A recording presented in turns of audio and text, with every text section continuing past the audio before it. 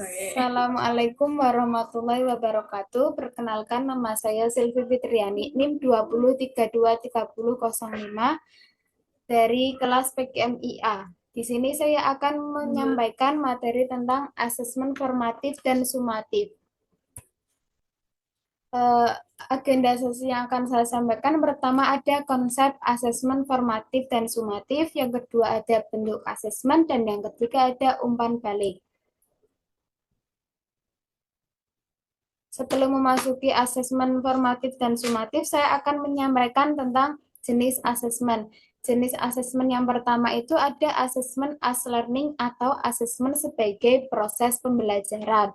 Nah, asesmen ini penilaian atau cara melihat siswa itu dari proses pembelajaran. Yang kedua ada asesmen for learning. Asesmen ini dalam hal ini asesmen ini merupakan hasil dari asesmen itu dapat digunakan untuk meningkatkan atau mengevaluasi.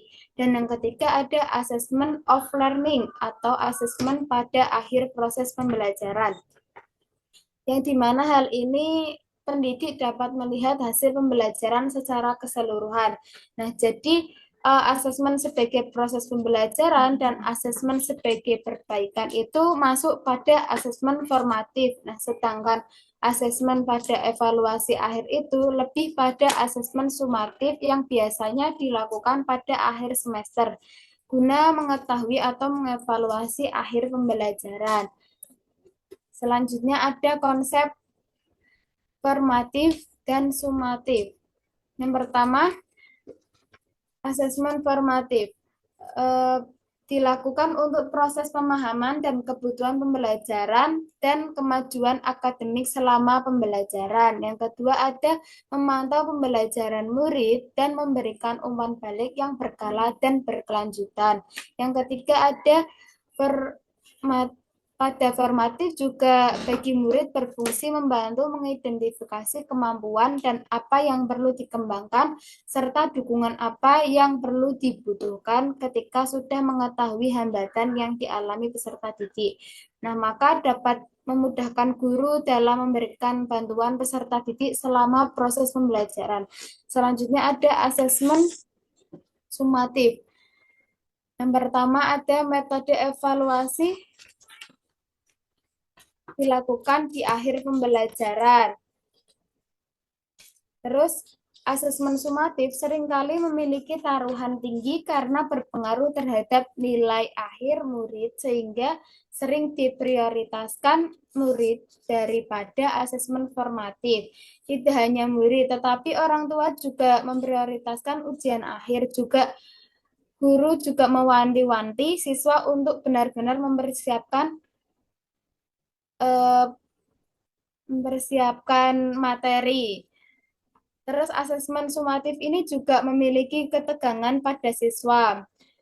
Umpan balik dari asesmen hasil akhir ini dapat digunakan untuk mengukur perkembangan murid untuk memandu guru dan sekolah merancang aktivitas mereka untuk proyek berikutnya. Asesmen sumatif ini diberikan oleh guru secara langsung kepada siswanya.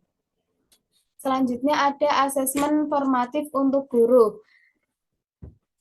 Ada perbedaan asesmen formatif dan asesmen sumatif. Asesmen formatif untuk guru itu mengawasi pembelajaran murid, memastikan perkembangan murid, mengecek pemahaman murid. Dan untuk murid itu yang pertama ada mengevaluasi pembelajaran sendiri, membangun pengetahuan, mengidentifikasi kekuatan dan kelemahan, meningkatkan kemampuan. Selanjutnya asesmen sumatif untuk guru, mengukur apakah murid sudah memenuhi capaian pembelajaran dan sejauh mana sudah mencapai akhir unit pembelajaran. Terus meningkatkan pengajaran dan pembelajaran selanjutnya. Sedangkan untuk murid memahami performa di akhir unit pembelajaran, memahami apakah mereka sudah memenuhi capaian pembelajaran dan sejauh mana sudah mencapai akhir unit pembelajaran. Nah, kedua asesmen ini merupakan cara untuk menilai pembelajaran murid, merupakan kesempatan untuk menerima dan memberikan umpan balik, merupakan cara untuk mengevaluasi dan mengefektifkan pengajaran dan pembelajaran. Nah, selanjutnya ada penekanan pada asesmen formatif.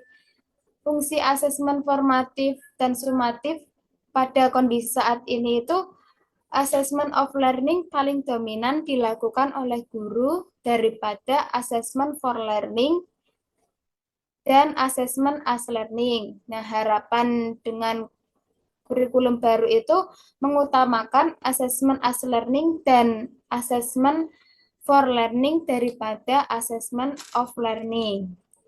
Selanjutnya, penekanan pada asesmen formatif. Fungsi asesmen formatif dan sumatif itu sangat penting karena guru diharapkan memberikan proporsi lebih banyak pada pelaksanaan asesmen formatif daripada menitik beratkan orientasi pada asesmen sumatif. Harapannya agar mendukung proses penanaman kesadaran bahwa proses lebih penting daripada sebatas hasil akhir. Terus penekanan pada asesmen formatif membangun keseimbangan asesmen formatif dan sumatif. Jumlah asesmen formatif dan sumatif itu sebaiknya lebih banyak dari jumlah asesmen sumatif. Nah, tujuan asesmen formatif itu adalah untuk perbaikan dan pengembangan diri. Asesmen formatif dapat membantu mereka mendapatkan nilai yang lebih baik dan asesmen sumatif di akhir juga untuk mengoptimalkan kegiatan pembelajaran. Dengan merancang asesmen formatif yang berkontribusi pada tugas sumatif dapat menurunkan beban kerja murid dan memperjelas relevansi tugas yang formatif. Mengapa keseimbangan asesmen formatif dan sumatif itu sangat penting?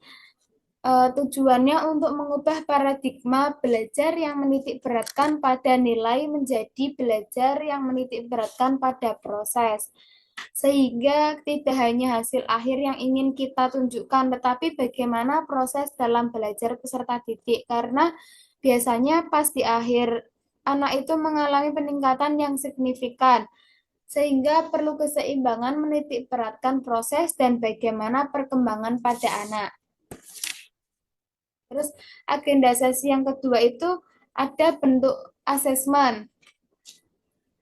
Bentuk asesmen formatif dan sumatif. Contoh bentuk asesmen tidak tertulis itu yang pertama ada diskusi kelas. Nah, diskusi kelas itu lebih mengacu pada formatif, walaupun kadang dilakukan pada sumatif atau penilaian akhir, misalnya dalam diskusi kelas. Terus yang kedua ada drama. Drama itu dapat dilihat dari cara siswa mengembangkan berkomunikasi dan berperan, lalu mendorong murid untuk melihat dari masalah perspektif yang berbeda untuk menumbuhkan empati, berpikir kritis, dan peserta didik. Kreativitas juga akan muncul dari kegiatan asesmen drama tersebut. Selanjutnya ada produk. Produk itu pertama ada membuat model-model miniatur 3 dimensi, seperti mengembangkan kemampuan berkomunikasi, misalnya yang membutuhkan kreativitas serta menanamkan pengertian mengenai sebuah peristiwa. Selanjutnya ada presentasi. Presentasi yang seperti mengembangkan kemampuan berkomunikasi, mendorong murid untuk memahami topik presentasi yang lebih mendalam, mendorong murid dalam keberanian juga. Kreativitas juga melatih bekerja sama dengan teman-teman dan juga perkembangan sosial emosional selama mempresentasikan bentuk-bentuk. Ini bagaimana dalam hal tersebut, itu semua dapat kita lihat dan kita nilai. Selanjutnya yang terakhir ada tes lisan. Tes lisan itu yang pertama ada kuis Bisa dengan tanya jawab secara lisan, mengonfirmasi pemahaman murid, menerapkan umpan balik.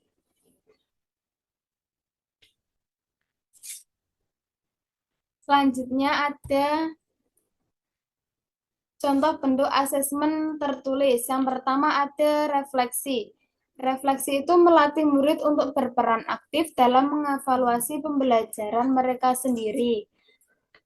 Yang kedua ada hasil refleksi dapat digunakan guru untuk melihat hasil lain proses pembelajaran. Yang selanjutnya ada jurnal. Melatih kemampuan murid untuk mengorganisasi dan mengekspresikan ide atau pemikiran mereka dalam bentuk tulisan. Nah, berarti mereka nulis yang mereka ekspresikan dengan bahasa yang tidak begitu formal, sehingga murid dapat berpikir kreatif. Selanjutnya, biasanya ditulis dengan bahasa yang kurang formal, sehingga memberikan murid kebebasan berpikir kreatif. Yang terakhir ada menjadi alat untuk murid merefleksikan perkembangan mereka secara berkesinambungan. Selanjutnya ada esai. Esai itu yang pertama mengasah keterampilan tertulis, mengembangkan argumen, dan menjadi bukti mencari sumber terpercaya. Selanjutnya ada mengembangkan cara berpikir kritis dan daya analisis murid. Tujuannya untuk menjadikan siswa untuk menuangkan ide-ide dalam bentuk esai sehingga melatih keterampilan menulis karena kemampuan menulis itu sangat bermanfaat karena siswa bisa menyampaikan apa yang ia rasakan ketika orang lain merasakan yang sama tapi tidak bisa menyampaikan semenarik atau sekreatif yang ia buat. Selanjutnya ada poster. Poster itu mendorong kemampuan murid untuk mengeksplorasi topik dan mengkomunikasikan pemahaman mereka dengan cara semenarik mungkin. Yang terakhir ada tes tertulis. Tes tertulis itu bisa dengan kuis pilihan ganda, kuis pertanyaan, atau menerapkan umpan balik. Agenda sesi yang terakhir itu ada umpan balik. Umpan balik. Mengapa umpan balik itu penting? Umpan balik merupakan kumpulan informasi mengenai bagaimana seorang melakukan suatu kegiatan.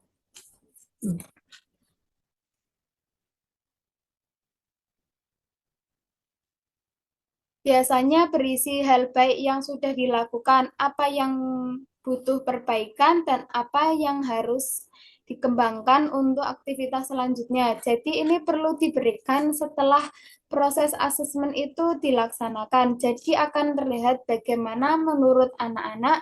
Jadi kita lihat jawaban mereka itu seperti apa sehingga kita jadi tahu kendala apa yang dialami, apa yang mereka sudah kuasai, dan apa harapan mereka itu sudah bisa kita lihat untuk menjadi pertimbangan penentuan dan perbaikan pembelajaran selanjutnya.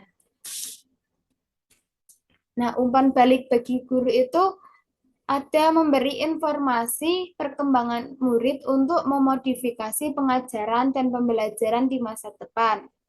Dan sedangkan bagi murid, membantu murid untuk mengetahui kelebihan dan kekurangan mereka sehingga murid dapat mengatur dan merasa berperan dalam proses pembelajaran mereka.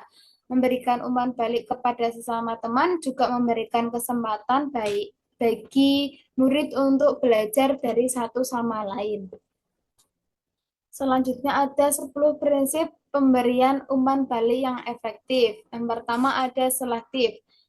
Selektif itu memberikan komentar yang detail terhadap 2 atau 3 hal yang bisa dikerjakan oleh murid. Yang kedua ada melihat ke depan, memberikan masukan bagaimana memperbaiki diri untuk tugas atau proyek berikutnya. Terus seimbang, memberikan pujian atas pencapaian, juga masukan untuk perbaikan. Terus selanjutnya ada kontekstual, dihubungkan dengan capaian pembelajaran, profil dan kriteria penilaian aktivitas. Terus selanjutnya ada tepat waktu. Tepat waktu itu agar Cukup waktu agar bisa dipakai untuk memperbaiki diri dan kegiatan berikutnya. Selanjutnya ada lebih dari penilaian, bukan hanya fokus pada penilaian performa, tetapi juga kepada pencapaian target pembelajaran profil. Selanjutnya ada spesifik spesifik berhubungan langsung dengan aktivitas yang dinilai. Terus melihat ke belakang, mengacu kepada kemampuan dan pencapaian murid yang diketahui dari penilaian sebelumnya. Selanjutnya ada transferable, fokus kepada proses pembelajaran yang mengembangkan keterampilan yang lintas pekerjaan dan konteks kehidupan. Yang terakhir ada mudah dimengerti. Mudah dimengerti menggunakan bahasa yang dipakai dengan sederhana. Selanjutnya ada umpan balik. Membuat umpan balik itu ada beberapa cara. Yang pertama harus terdiri dari feed up, kedua feedback, dan ketiga ada feed forward. Feed up itu mengklarifikasi tujuan dengan murid. Yang kedua ada feedback atau tanggapan atas pekerjaan murid dan kemajuan mereka. Yang ketiga ada feed forward atau saran bagi murid untuk dipakai di masa depan menggunakan data dari feedback. Selanjutnya ada membutuhkan tujuan dan sasaran yang jelas dan dapat dimengerti oleh murid dan guru. Terus memungkinkan murid untuk mengidentifikasi. Yang pertama, apa yang mereka ketahui, apa yang mereka pahami, apa yang mereka di mana mereka membuat kesalahan, di mana mereka memiliki kesalahpahaman, dan kapan mereka terlibat atau tidak terlibat dalam pembelajaran. Terus ada cara umpan balik, cara membuat umpan balik yang efektif bagi guru. Yang pertama, seperti pertanyaan panduan untuk guru itu yang pertama ada apa saja komponen penting yang perlu ada, dokumen apa saja yang dipakai guru untuk menjadi acuan penulisan umpan balik yang efektif dan objektif. Apakah ada format umpan balik yang sederhana dan mudah dipahami oleh murid, seberapa sering umpan balik harus diberikan, seberapa panjang dan detail penulisan umpan balik yang efektif, bagaimana agar murid tertarik untuk membaca umpan balik dan mendapatkan manfaat yang maksimal. Ada juga umpan balik bagi teman. Pertama, contoh pertanyaan panduan untuk murid yang pertama itu ada apa saja komponen yang penting yang perlu ada, apa yang bisa kamu pakai untuk membantu kamu memberikan umpan balik yang efektif dan objektif bagi temanmu, apa hal yang sudah dilakukan oleh temanmu, apa hal yang bisa diperbaiki dan dikembangkan lagi oleh temanmu, apa yang bisa dilakukan oleh temanmu agar karyanya bisa lebih baik lagi di kemudian hari, informasi apa yang kamu rasakan agar bermanfaat untuk membantu pengembangan diri temanmu.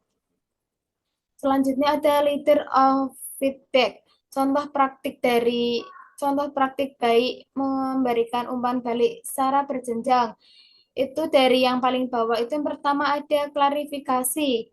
Klarifikasi itu seperti apa yang kamu maksud dengan, terus bisa tolong jelaskan bagaimana itu bisa terjadi. Dan selanjutnya ada penilaian. Penilaian itu seperti bagian ini efektif karena apa? Ini menarik karena apa? Ini ide bagus. Terus selanjutnya ada perhatian. Perhatian itu yang pertama ada saya membayangkan bagaimana jika, terus apakah mungkin jika, saya belum paham bagaimana. Selanjutnya ada saran. Pernahkah kamu berpikir tentang bagaimana kalau menambahkan, bisakah kamu menghapus bagian? Yang terakhir ada yang paling atas ada apresiasi. Seperti idemu mengingatkan saya pada. Saya bisa melihat pekerjaan. Ini bisa saya gunakan juga. Saya belajar dari jawabanmu. Bulan ya. Sekian dari saya, kurang lebihnya mohon maaf apabila ada tutur kata yang salah maupun penjelasan yang kurang tepat. Wabillahi taufiq walhidayah. Wassalamualaikum warahmatullahi wabarakatuh.